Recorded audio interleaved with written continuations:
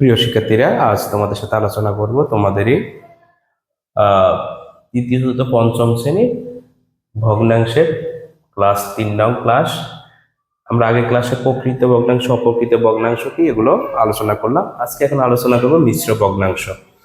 মিশ্র ভগ্নাংশ করার আগে আমাদেরকে এইটাকে একটা ভেঙে লিখবো। মিশ্র ভগ্নাংশ মানে কি? মিশানো ভগ্নাংশ মানে এটা মিক্স থাকবে। কি মিক্স থাকবে? একটা পূর্ণ সংখ্যা থাকবে, সাথে একটা প্রকৃত ভগ্নাংশ থাকবে। ঠিক আছে, পূর্ণ সংখ্যা এবং কি থাকবে? প্রকৃত ভগ্নাংশ। ওকে, তাহলে সংখ্যাটা কি? যে ভগ্নাংশের পূর্ণ সংখ্যার সাথে, যে ভগ্নাংশের পূর্ণ সংখ্যা, তাহলে ভগ্নাংশের সাথে কি থাকবে? এটা পূর্ণ সংখ্যা। তাহলে আমি একটা পূর্ণ সংখ্যা লিখলাম, কত? 5। এই পূর্ণ সংখ্যার সাথে একটি প্রকৃত ভগ্নাংশ, একটি প্রকৃত ভগ্নাংশ কি থাকবে? যুক্ত থাকবে।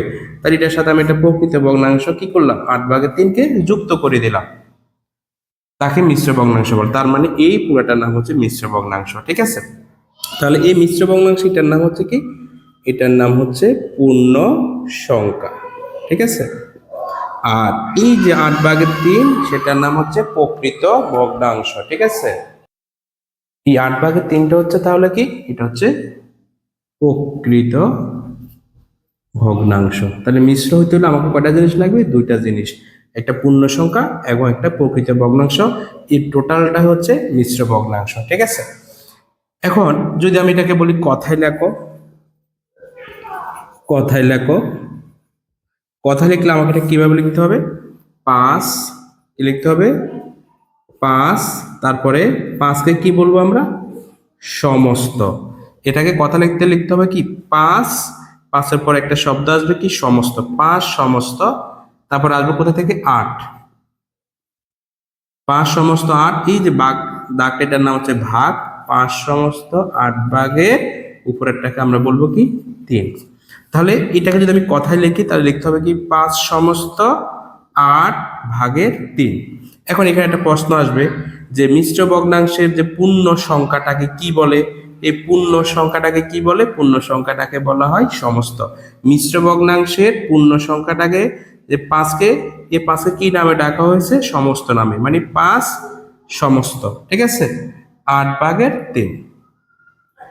আরেকটা কোশ্চেন থাকবে যে মিশ্র ভগ্নাংশকে ভাঙলে বা ভাঙালে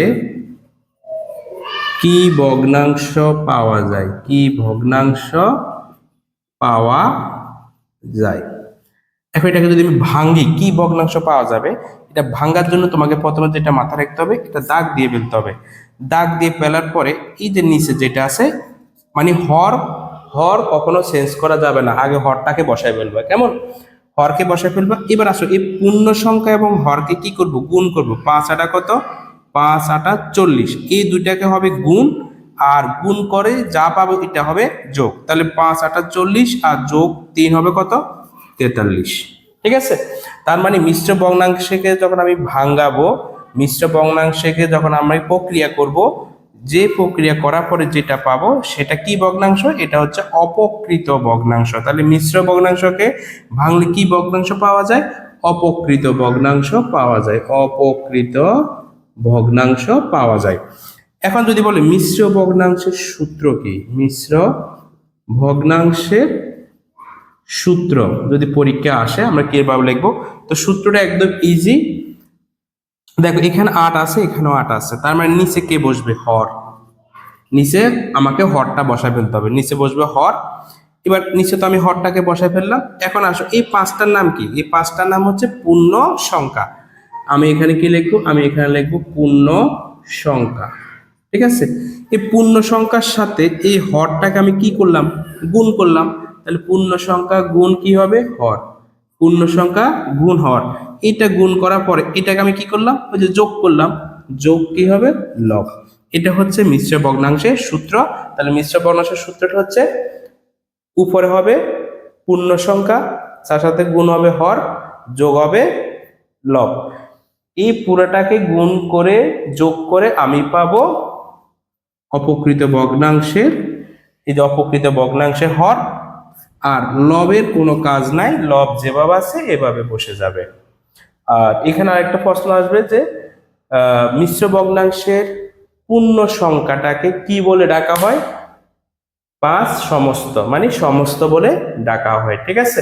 আর মিশ্র ভগ্নাংশকে চিনতে হলে আমাকে কি লাগবে? একটা প্রকৃত ভগ্নাংশ এবং একটা পূর্ণ সংখ্যা। এখন যদি বলি যে 8/10/17, এটাকে কি মিশ্র ভগ্নাংশ বলা যাবে? কারণ এটা তো আমার প্রকৃত ভগ্নাংশ না, এটা হচ্ছে অপ্রকৃত ভগ্নাংশ, ঠিক আছে। তাহলে আমরা আশা করি বুঝতে পারছি মিশ্র ভগ্নাংশটা কি জিনিস। ওকে, ধন্যবাদ সবাইকে।